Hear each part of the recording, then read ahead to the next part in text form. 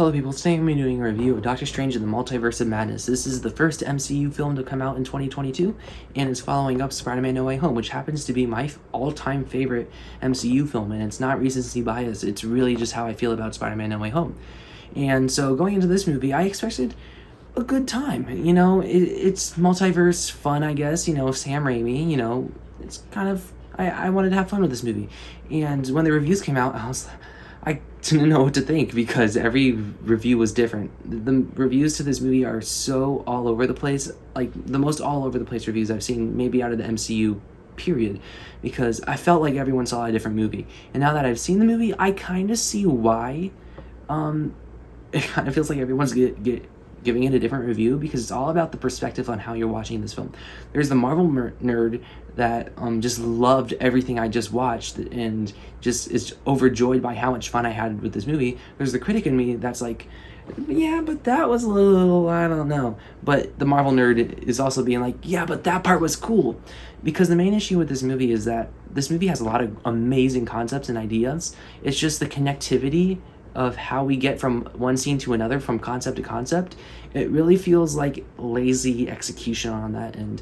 And that the thing is, the movie moves at such a fast pace, you really don't realize that the writing is as lazy as it was until the movie's done and you started thinking about it.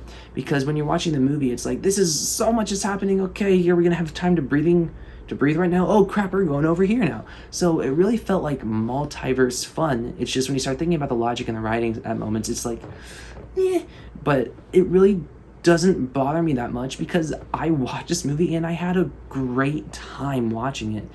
And yeah, like I can't say that about every single MCU film, at all. Like I can't say that about a lot of the Phase 4 films, minus Spider-Man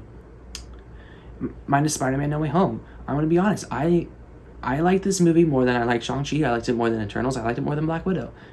And Spider-Man Far From Home. Well, I don't think Far From Home is a Phase 4 film. But this is my second favorite Phase 4 film of the MCU. Is it technically the best? No, but as a Marvel fan, I really had a fun time. And it's not because this movie had cameos. I really don't care about cameos.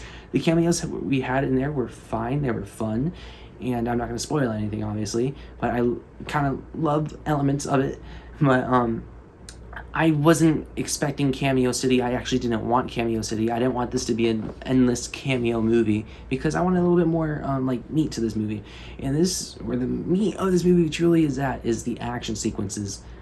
This is the most brutal action the MCU has ever seen.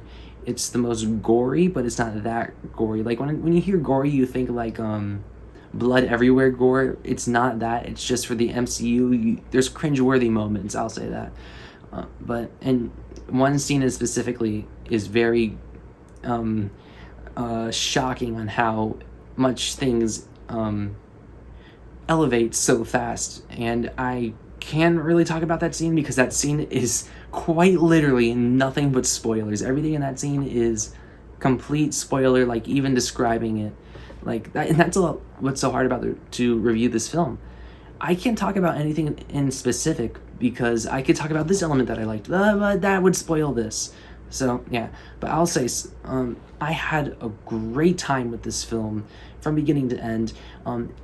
I'd say the best way to view this movie as an MCU event film rather than a Doctor Strange sequel, because it really serves as both a Doctor Strange sequel and a WandaVision sequel, and it really does do playing both sides when it comes to what type of sequel this is, because it really can be viewed just as much as a WandaVision sequel as it is a Doctor Strange sequel, because there's a moment in the movie where things start happening with one storyline. The movie is kind of divided into two storylines, and I'll just say it was basically Doctor Strange sequel / multiverse storyline / WandaVision sequel, and it kind of kept playing tug of war, and it kind of can get a little frustrating with the editing on how it kind of brings you back and forth because you're invested in one, but it really feels like you're toggling between two movies at some points. But that's just how I felt. And yes, the people have said it's clearly reshot. I don't know what part was reshot, but I guess I couldn't necessarily tell while watching it. To me, it just felt like a semi-messy script. But I'll just say, even though this movie has all the flaws that it has, and it's not like I'll say, like, I like this movie more than I did Shang-Chi, but Shang-Chi's the overall better film. But this film was just that entertaining, particularly when it came to the action sequences. I know people love the action sequences in Shang-Chi, but personally, I prefer the action sequences in this film because there was much more, not necessarily grounded, but brutal effect. And you really felt the swift camera work of Sam Raimi, and it really does feel like a Sam Raimi film. Yes, this film is scary. I wasn't particularly scared, but the theater jumped a couple times while watching it, which was kind of cool to see a Marvel movie kind of do that.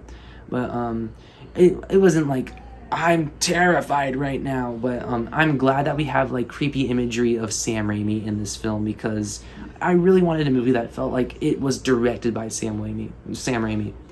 And I got that. I got I really got a Sam Raimi film and an MCU film. And I'm so overjoyed to say that. I really got a Sam Raimi film, I really got a great action film, and I got a lot of multiverse fun. So yeah, I'm gonna give Doctor Strange in the Multiverse of Madness an 8.5 out of 10. Like I say, I always say this, I am a Marvel guy, even though I will admit Marvel's flaws. I've grown up with the series. I have been more detached with Marvel than I have been, I've been more detached lately than with Marvel than I have been over the years, but it's still the fact I've grown up with this series. The first Marvel movie, Iron Man, came out when I was 4 years old, and here I am, 17, watching Doctor Strange in the Multiverse of Madness. So I'm clearly influenced by these films a lot. Yes, I have problems with how they've been going lately, but I had a fun time with this one just because I felt style, I felt direction, and I had so much fun. So comment down below what you guys thought of Doctor Strange in the Multiverse of Madness, and I'm very curious to see what you guys' thoughts are, just because it feels like everyone saw a different movie. I felt like I saw a different movie than everyone else because it really depends on the perspective that you have going into this film. So yeah, like, share, subscribe, and stuff like that, and adios.